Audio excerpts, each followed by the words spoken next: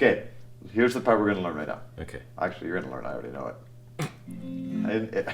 Aren't I an encouraging teacher? Oh, good. The pilot's still in the pilot seat.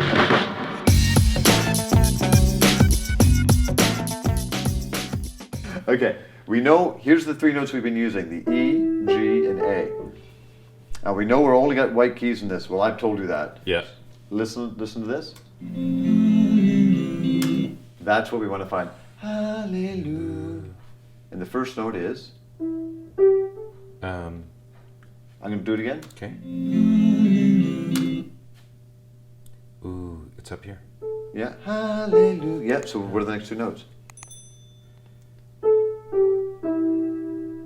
That sounds right. Let me listen. What's that? Yep. Down here? Yep. So now what goes next? Ooh. I think you better sing it. Okay. Like listen to it and I'm going to point right to the part where we're looking for. Just to review, I'm sorry, there's a lot of reviewing this because it's got to get in the ear, got to get in the solid. So from the beginning, it's hallelujah, hallelujah, hallelujah, hallelujah, na na na na na na. So you get two little phrases you got to get. And you know what the last note is, right? What's the last note? C. Right. I got to get to C. You got to get to C. And you've got two phrases to get there. I'm gonna point out those last two phrases. Okay. Listen to it, and you know before those last two phrases you are on that note. Right. You're gonna get there. How are you gonna do it? Here we go. Listen.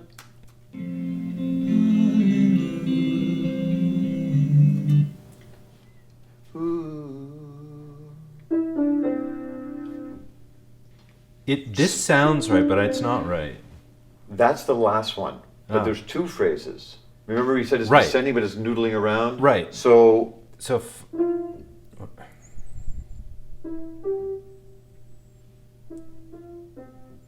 I'm going to play one more Okay, time. one more time. Just this last little, like I say, the last phrase ends there. Mm-hmm. But you're hallelujah, ba ba ba, ba ba ba. So those are the two phrases you're trying to find. We're going to find the first one right now. Okay. That one. No. What note does that little phrase end on? I'll point out. Ooh. Find that note? Ooh. Yeah. Huh. Okay, so you are arriving there, and you've got two notes before it. So what are those two notes? Let's listen again.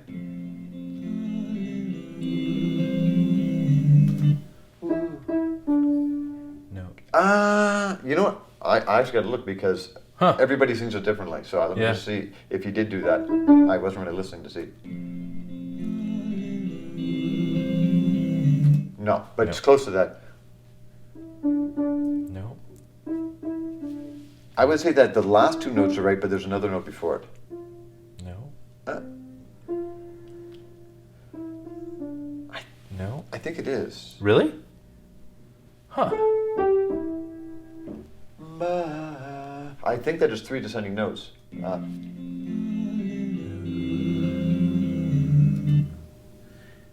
Or is it? What is it? Oh. Yeah, I think it was that. And the interesting thing is, maybe every time he sings his verse, he sings it different, which I think is different than Leonard Cohen sang it, and I think it's different than Rufus Wainwright sang it. But I think this is how he did it. And since we're learning this version, this is the version we're learning. Okay. Oh, it's deep. That was deep. Hang on, that's right.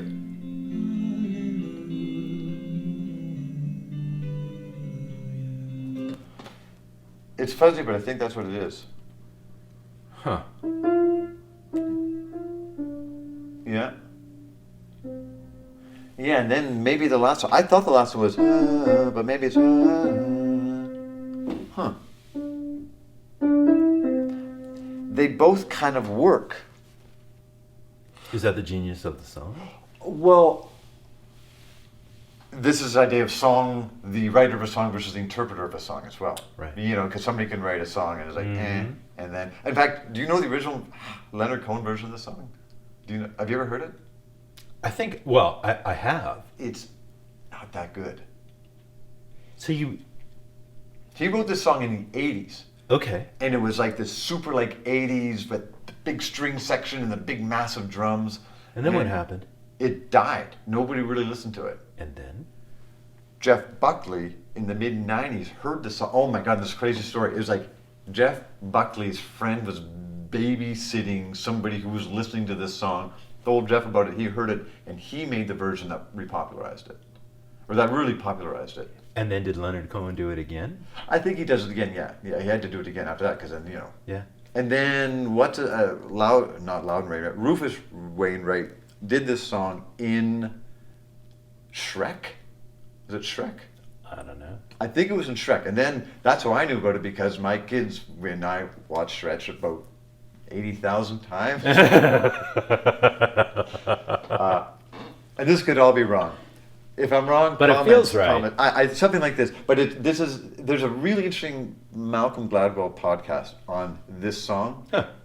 And it's actually, the podcast is about the creative process of slow thinkers versus fast thinkers. And it was the idea they had, like, Bob Dylan would write a song in 15 minutes and it was done, it was completed. Cohen, it took him like 5 years to write this song. And then they were comparing it to how different painters, Picasso would just go up and knock one out of the park, where I think it was Cezanne, and I could be getting his names wrong, he would take years and years repainting the same painting over and over. It's neat. It's, I don't know, I'm sure you can find it. Well, I'm gonna. Okay. All that to be said, you know what, and we've sort of killed where you were in the song, which I think that's right, and I think it's that same pattern up here. Huh. You see, that sort of I took a note, went up one and then down two, and I did the same thing here. And this is a very common way to fill in when you're writing a melody, because the reality is this melody is hallelujah, hallelujah, hallelujah, hallelujah. That's the direction that the melody is going. This other stuff is filler in a way, because you have your syllables. Every syllable has a note you can repeat. You can go up or down. And but the contour of the melody is going in this direction, and all this little action here is just sort of in a way filler. I don't mean that in a pejorative way, but it holds you to get you. Right. It's the, I don't know what even word it is. Got a word? I don't know. With that amount of information, I would like you to, we're going to listen to it once and then just try to play this whole song. Okay. Okay?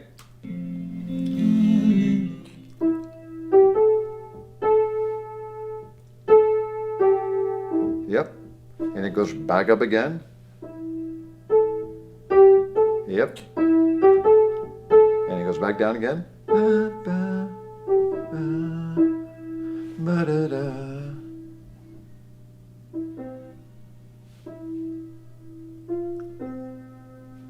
Remember the contour that's going da da da da da da da. So you're da. No, I've forgotten it. That's okay. I'm gonna show it to you, because you've already proved that you can do it, and I don't want. There's no. If we hadn't gone off topic for a minute there, that's happened a couple times. If we don't digress, it doesn't feel right. So, oh my God.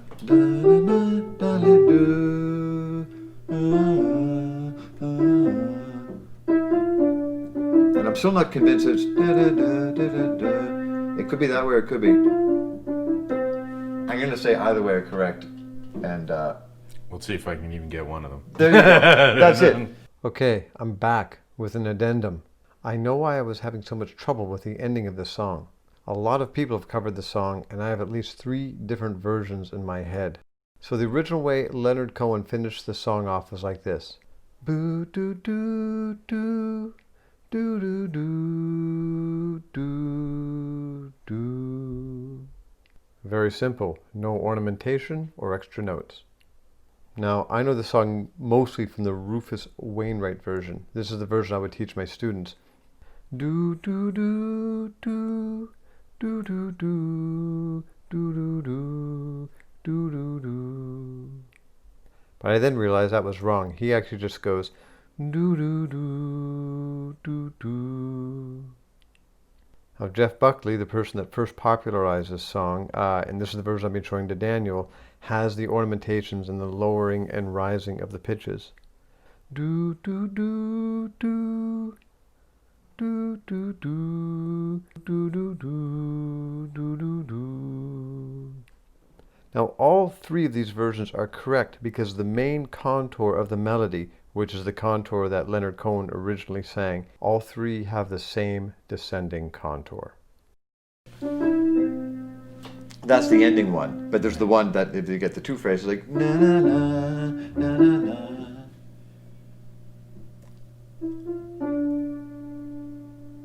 Yeah. And then where do I go? There. Does that sound right? That end part sounded right. It was right. Because I ended up on the C. Right. In fact, and that is. Oh, this is a whole bigger topic. But there's a lot of people that when they sing, they don't really hit many of the pitches, and especially if in these.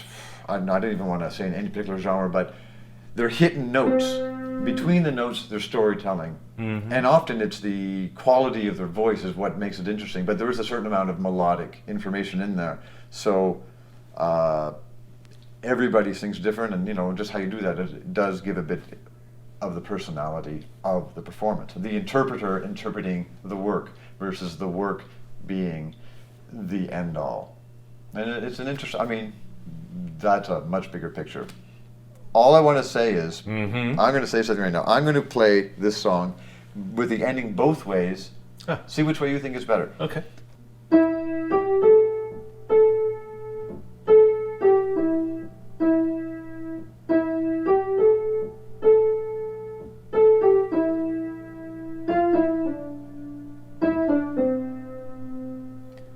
That's one way. Pretty right. That sounds right. Now the other way.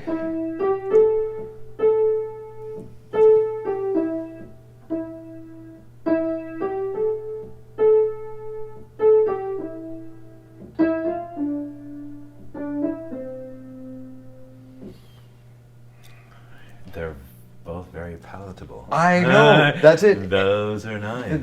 They both work, and I would say that if I was on a gig and I was playing this song, sometimes I would probably do it one way, sometimes I'd do it the other way. Because you can. Because I know it works as long as I do these goal notes. Like if I go, okay, you know, and even though every other note was right, these inner notes I can mess around with, but these end notes, those are the melody notes that are in your ears. Right. That's kind of cool, and I never even noticed. That's cool. We're talking. I'm learning. Even the teacher can learn. You just knew it was going to turn my way It at was. some point. Yeah. Okay, you know what? Like, subscribe, the bell. Hit the bell. We'll be back with some chords. Hit the bell. Hit the bell, like and subscribe. That's good. We're done. This lesson's done. Let's have lunch.